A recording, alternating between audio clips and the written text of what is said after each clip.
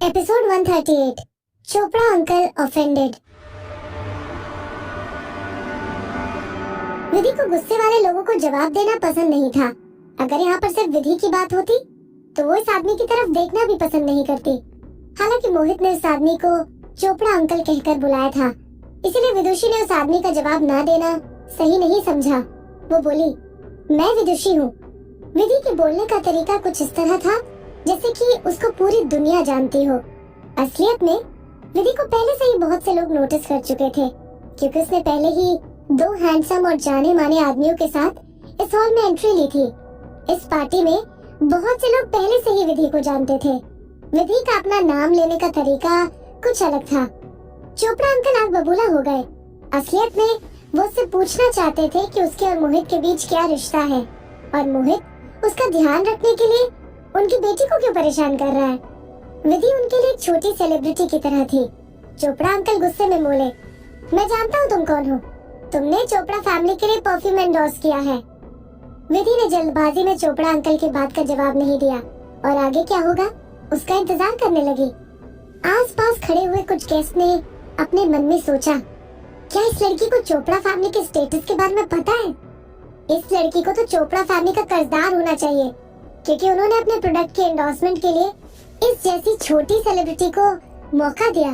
ये लड़की उनके सामने ऐसे अकड़ कर कैसे खड़ी हो सकती है?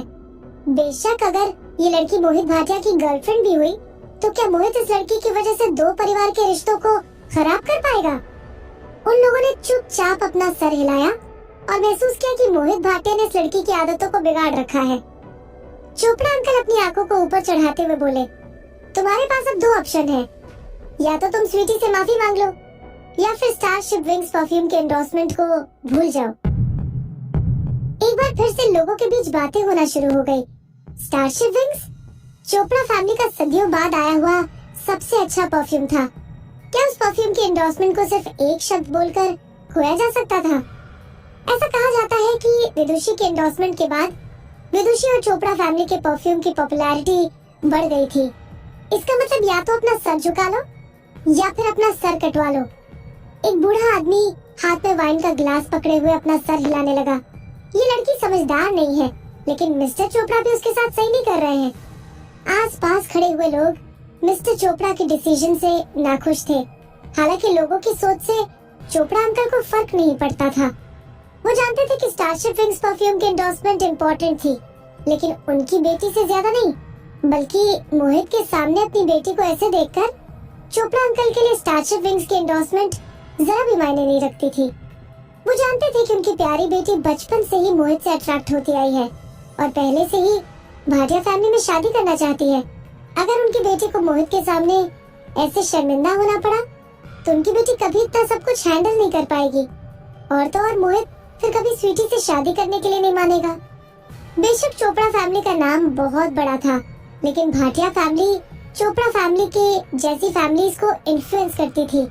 चोपड़ा ने सोच लिया कि अगर उनकी बेटी की शादी भाटिया फैमिली में हो गई तो पूरी चोपड़ा फैमिली का स्टेटस अपने आप ही ऊंचा हो जाएगा, और उसके बाद उनको स्टारशिप विंग्स जैसे प्रोडक्ट की कोई जरूरत नहीं। अपनी बेटी को मोहित की नजरों के सामने ऊंचा दिखाना चोपड़ा अंकल के लिए स्टारशिप विंग्स के एंडोर्समेंट से ज्यादा इम्पोर्टेंट था।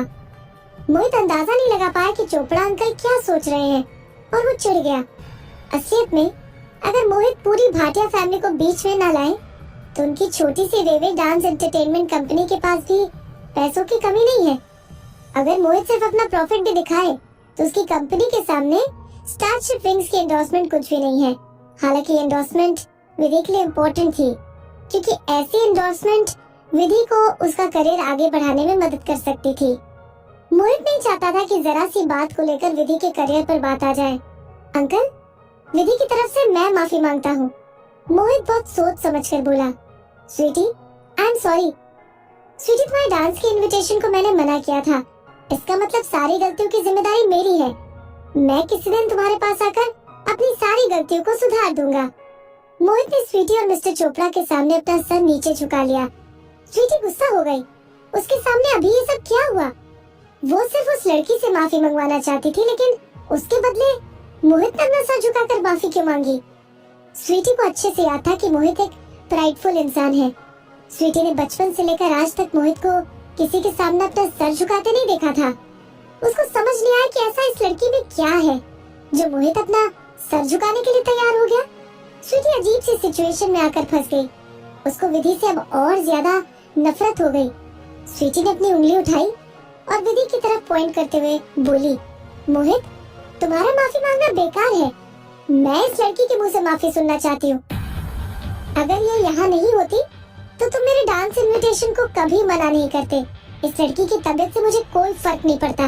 इस लड़की को तुम्हें अपने साथ ले जाने का क्या हक बनता है? क्या इसके पैर नहीं है? क्या ये अकेली घर नहीं जा सकती? स्वीटी के सवाल उसके मुंह से बंदूक की गोलियों की तरह निकले। उस समय तक हॉल में खड़े हुए सारे लोगों ने स्वीटी की बातों को नोटिस कर लिया था। मोहित ने बोलने के लिए अपना मुंह खोला। She is my employ. Vidhi ने मोहित की बात को उससे पहले पूरा कर दिया। इसमें कोई शक नहीं था कि विधि मोहित की गर्लफ्रेंड थी और मोहित रिलेशनशिप के बारे में लोगों को बताने की हिम्मत रखता था। हालांकि विधि नहीं चाहती थी कि उनके रिलेशनशिप के बारे में लोगों को कुछ इस तरह पता चले। विधि अपने और मोहित के बीच के रिश्ते को गहरा करने के बाद सबके सामने लाना चाहती थी। वो नहीं चाहती थी कि उनके रिश्ते की शुरुआत पर ही लोग बातें बनाने लग जाएं और उसके फेमस होने के पीछे मोहित का हाथ बताएं। तुम आरव के बिना कुछ भी नहीं हो। मुक्ति के स्टेटमेंट ने विधि को उसकी जिंदगी में बहुत डराया था। इस जिंदगी में विधि चाहती थी कि लोग उसको उसके टैलेंट की वजह से जाने, न कि मोहित या फिर किसी आरव की वजह से। और मोहित के लिए सिर्फ विधि का कंसेंट मायने रखता था। अगर विधि ने उसको उनके बीच के रिलेशनशिप के बारे में बताने नहीं दिया तो इसका मतलब विधि ऐसा नहीं चाहती है और मोहित बस विधि के कहने पर चल रहा था। मोहित ने अपनी अधूरी बात को अपने मन में दबा लिया। मोहित मुस्कुराया और बिना किसी हिचकिचाहट के बोला, she is very important employ. मैं खुद को परेशानियों में देख सकता हूँ लेकिन अपने एम्प्लॉय को नहीं। अगर विधि ए लिस्ट सेलिब्रिटी भी होती तो उसके लिए उसका ख्याल एंटरटेनमेंट कंपनी रख सकती थी, लेकिन विधि ए लिस्ट सेलिब्रिटी नहीं थी। विधि के अंदर बड़ी सेलिब्रिटी बनने का पोटेंशियल था, लेकिन इसका मतलब ये नहीं कि वेवे डांस एंटरटेनमेंट के बॉस खुद उसका ख्याल रखे। कुछ पलों के लिए सब लोगों की बोलती बंद हो गई। पार्टी में आई हुई जवान लड़कियां विधि से जल बुनकर राख हो चुकी थी। ऐसी कौन सी सेलिब्रिटी या फिर कैपेबल लड़की थी जो मोहित जैसे हैंडसम और इन्फ्लुएंशियल आदमी के साथ न रहना चाहे? मोहित का स्टेटस एक्स्ट्रा ऑर्डिनरी था। बेशक वहाँ तरह तरह के लोग आए हुए थे, लेकिन वो सब जानते थे कि अगर कोई मोहित के स्टेटस को टक्कर दे सकता है तो सिर्फ इस पार्टी का ऑर्गेनाइजर आरव कपूर। विधि के ऊपर कई लोगों की नजरें टिक गई। विदुषी, अगर तुम्हारे अंदर हिम्मत है तो मोहित के पीछे छुपना बंद करो और मुझसे आकर माफी मांगो, वरना तुम मेरी फैमिली कंपनी के एंडोर्समेंट को बाय बाय बोल सकती हो। स्वीटी ने गुस्से में विधि के सामने अपनी बात रखी। विधि को महसूस हुआ कि अगर वो इस समय कुछ नहीं बोली तो लोग उसे डरपोक समझेंगे। स्वीटी, मोहित ने कुछ कहना चाहा, लेकिन विधि ने उसे चुप कराया और स्वीटी से गुस्से में बोली, मुझे बुरा लग रहा है कि स्टारशिप विंग्स जैसे परफेक्ट परफ्यूम की रेपुटेशन तुम्हारी जैसी लड़की की वजह से खराब होने वाली है। तुम चाहती हो मैं तुम्हारी फैमिली कंपनी के प्रोडक्ट की एंडोर्समेंट छोड़ दूं? ठीक है, अपनी बात को अच्छी तरह से याद रखना और फ्यूचर में मेरे पास रोते हुए मत आना। अपनी बात पूरी करने के बाद विधि ने मोहित से नजर मिलाई और बोली, चलो अब चलते हैं।